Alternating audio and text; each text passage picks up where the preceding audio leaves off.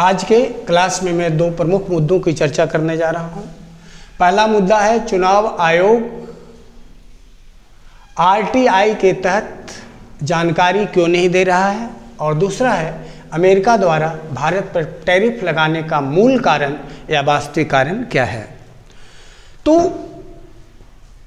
कुछ दिन पहले दो वकील पत्रकार ने चुनाव आयोग को आरटीआई के अंतर्गत बिहार में जो या पूरे देश में जो एसआईआर कराने का जो फैसला लिया है उस फैसले से संबंधित कागजातों की मांग चुनाव आयोग से की। चुनाव आयोग ने एक ऐसा वेबसाइट नंबर पेश किया जो वेबसाइट नंबर से कोई जानकारी उपलब्ध ही नहीं है, खुल ही नहीं रही है। तो क्या चुनाव आयोग संविधान से ऊपर है?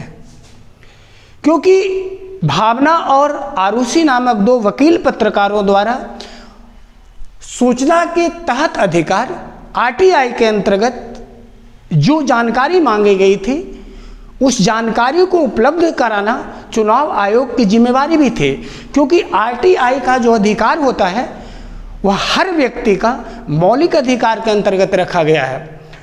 तो सबसे पहले मैं आरटीआई के बारे में जानकारी देना चाहता हूं। देखिए, आरटीआई के फुल फॉर्म होता है right of information, right of information, right of information, सूचना के तहत अधिकार। आरटीआई भारत में लागू किया गया है 2005 से। 2000 कितना से याद डेट रहेगा? 2000 कितना मैं बोल रहा हूँ? 5 से। अगर डेट याद है तो डेट भी याद कर लीजिएगा। 12 अक्टूबर 2000 कितना से लागू किया है? 2005 से भारत में आरटीआई। यह काफ़ी महत्वपूर्ण प्रश्न है और पूछते रहता है, तो इस डेट को आप याद कर लेना या ईयर्स को याद कर लीजिएगा, ठीक है। आरटीआई किसी भी व्यक्ति को सूचना के तहत किसी भी सरकारी संस्था से सूचना मांगने का अधिकार प्राप्त है और इसे मौलिक अधिकार के फंडामेंटल राइट 19 के क जिसमें भाषा और अभिव्यक्ति की आज़ादी है उसके अंतर्गत शामिल किया गया है। आरटीआई पूरे विश्व में सबसे पहले स्वीडन में लागू किया गया था। राइट, कहाँ लागू किया था? स्वीडन में। देश का नाम क्या है? स्वीडन है। तो सबसे पहले किस देश में लागू किया गया पूरे वर्ल्ड में? तो आप वह देश का नाम रखिएगा स्वीडन में, और बहुत पहले लागू किया गया है। यह लागू किया गया है 1700 कितना ईस्वी में? 66 में। और भारत में सबसे पहले आरटीआई लागू करने वाला राज्य है, उस राज्य का नाम क्या है? तमिलनाडु है। आरटीआई 2005 में लागू किया गया। तो इसमें सबसे प्रमुख बात यह है कि इसमें पूरे देश में लागू किया गया था और इसमें जम्मू कश्मीर को भी क्या कर दिया गया था? शामिल कर दिया गया था। तो आरटीआई का अधिकार से शायद आप बहुत अच्छी तरह परिचित हो गए होंगे। इससे संबंधित प्रश्न अगर एग्जामिनेशन में पूछे तो आप अच्छे से इसका उत्तर दे भी सकते हैं। तो चुनाव आयोग आरटीआई के तहत अगर जानकारी नहीं दे रही है तो वो मौलिक अधिकारों का क्या कर रही है? उल्लंघन कर रही है। चुनाव आयोग द्वारा जो फैसला लिया गया है एसआईआर के, उस फैसले को किस प्रारूप में लिया गया, किस तथ्य के अंतर्गत लिया गया, इसकी जानकारी देना चुनाव आयोग की जिम्मेवारी है। और यह हर आदमी को मौलिक अधिकार देता है, आरटीआई का अधिकार। समझ गया आरटीआई का अधिकार? देखो, हाल फिलहाल में पिछले साल जो चुनाव लोकसभा का चुनाव हुआ था ना, उसका वीडियो, वोट देते हुए महिलाओं का वीडियो, जो वीडियो बना था ना, उस वीडियो का रील मांगा गया था चुनाव आयोग से। लेकिन चुनाव आयोग यह कहा कि हम देश की महिलाओं का फोटो सार्वजनिक नहीं कर सकते हैं, इससे देश की महिलाओं या देश की महिलाओं का क्या है? अपमान है। कितना बचकाना और कितना मूर्खतापूर्ण बयान है। ऐसा बयान तो कोई मूर्ख आदमी भी नहीं दे सकता है। अरे, वोट देना व्यक्तियों का नागरिक अधिकार है। वोट देना कैसा अधिकार है? नागरिक अधिकार देना, और सबसे बड़ा अधिकार है। लोकतंत्र का जो जड़ होता है ना, वह वोट होता है। और प्रत्येक व्यक्ति, यही तो एक वोट का अधिकार है जो सभी लोगों को समान करता है। अगर धीरू भाई अंबानी के वोट की कीमत एक है ना, तो एक फकीर की वोट की कीमत भी क्या है, एक है।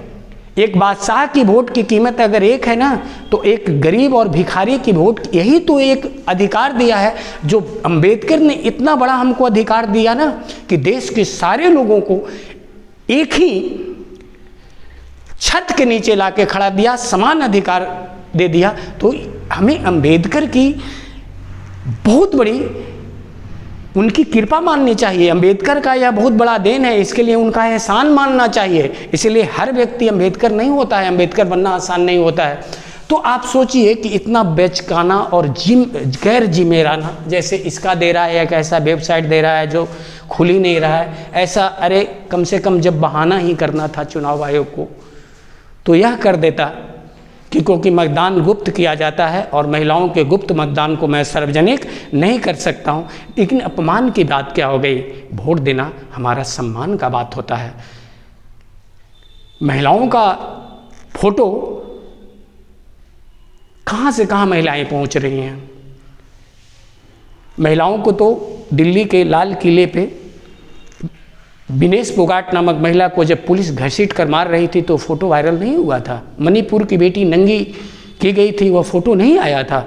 ये वोट देना तो महिलाओं की सम्मान की बात है, लेकिन ऐसा बचकाना, ऐसा मूर्खतापूर्ण, ज्ञानेश कुमार शायद ज्ञान जो ईश्वर होता है, कहीं लोग उन्हें गद्धानेश नहीं करने लगे, गद्धों का ईश्वर नहीं कहने लगे। पहला मुद्दा। और दूसरा मुद्दा है अमेरिका द्वारा भारत पर टैरिफ लगाने का मूल कारण या वास्तविक कारण क्या है। तो देखो, मैं कई दिनों से टैरिफ पर क्लास ले रहा हूं, और देखो किसी भी कारण दो होते हैं, एक तात्कालिक कारण होता है और दूसरा मूल कारण होता है जो छिपा होता है। तो ऐसे भारत द्वारा, अमेरिका द्वारा भारत पर टैरिफ लगाने का तात्कालिक कारण यह बताया जा रहा है कि भारत हाल फिलहाल में रूस से पेट्रोल खरीद रहा है, तो इससे अमेरिका चिढ़ गया है। पहले अमेरिका से खरीदता था, चिढ़ गया है, और इसी चिढ़ कर गुस्सा में वो भारत पर कितना % टैरिफ की घोषणा कर दिया है, 50% टैरिफ की क्या कर दिया है, घोषणा कर दिया है। लेकिन यह तात्कालिक कारण हो सकता है, तात्कालिक कारण एक और है, या हो सकता है जैसे ट्रंप जो बार बार अपना बड़ भोलापन के लिए जाना जाता है, फिर 1-2 दिन पहले बयान दिया है कि मैंने भारत पाकिस्तान युद्ध के समय दोनों देश के प्रधानमंत्रियों को कॉल किया और बोला कि 24 घंटे के अंदर अगर तूने युद्ध नहीं रोका तो मैं दोनों पर व्यापारिक टैरिफ लागू कर दूंगा, मैं तुमसे व्यापार करना बंद कर दूंगा। और 24 घंटा क्या, 5 घंटे के बाद युद्ध क्या कर दिया गया, बंद कर दिया गया। तो देखो, और भारत के जो सरकार है वह इस बात को स्वीकार नहीं कर रहा है कि हम ट्रंप के कहने पर, क्योंकि अगर ऐसा कहता है ना तो देश की संप्रभुता पर, देश की अखंडता पर एक बहुत बड़ी चोट मानी जाएगी और देश की जनता के साथ यह गद्दारी माना जाता है। ठीक है, तो यह कह नहीं सकता है। तो कहीं ऐसा तात्कालिक कारण में कहीं युद्ध, जो कहीं ट्रंप के कहे के अनुसार युद्ध तो बंद नहीं हुआ, इस बात से पूरी तरह इनकार नहीं किया जा सकता है। यह बात भी हो सकती है, लेकिन इसका वास्तविक कारण क्या है। टैरिफ बढ़ाने का वास्तविक कारण है कि भारत के बाजार पर अमेरिका अपनी कुछ वस्तुएं जैसे दूध तथा दूध से उत्पादित जो अन्य सामग्रियां होता है उसको भारत के बाजार में बेचना चाहता है। ठीक है, तो इससे क्या होता है, भारत का जो दूध का बाजार है, ठीक है, या जो भारत का दूध से उत्पादित संबंधित जो वस्तुएं होता है उसका बाजार है, उस बाजार को चौपट होने का संभावना थी। डेयरी उद्योग बंदी होने की संभावना थी, क्योंकि अमेरिका का माल अगर भारत में बिकने लगेगा, और अगर कम, जानते हो पहली चीज़ तो यह जान दो कि भारत पर अगर अमेरिका 50% का टैरिफ लगाता है तो अमेरिका भारत पर इतना कम टैरिफ लगाता है, मात्र कितने % का लगाता है, 9.4% का। मैं कल भी इस बात को बता चुका हूँ कि भारत को टिट फॉर टैट करना होगा, क्योंकि वह 50% और हम लगाते रहे मात्र कितना %, 9%, 4%। हम उस पर क्यों नहीं 50% लगा सकते हैं। उसकी कुत्सित जो विचार है, उसकी जो भावना है, भारत में जो अपना बाजार फैलाना चाह रहा है, हम उसकी नीयत को कभी कामयाब होने नहीं दे सकते हैं। तो हम रेसिप्रोकल टैरिफ होता है, रेसिप्रोकल टैरिफ होता है जैसा को तैसा, जिसको हम लोग जवाबी टैरिफ कहते हैं। अगर वो 50% लगा रहा है तो हम भी कितने परसेंट लगाएंगे, 50%। इसका दुष्प्रभाव भारत पर क्या हो रहा था, ये कल के वीडियो में बहुत अच्छी तरह बताया हूँ, कल का वीडियो भी आप लोग देख लीजिएगा। तो आज हम मूल कारण और वास्तविक कारण की चर्चा कर रहे हैं। तो भारत का डेयरी उद्योग बंद होने का खतरा है।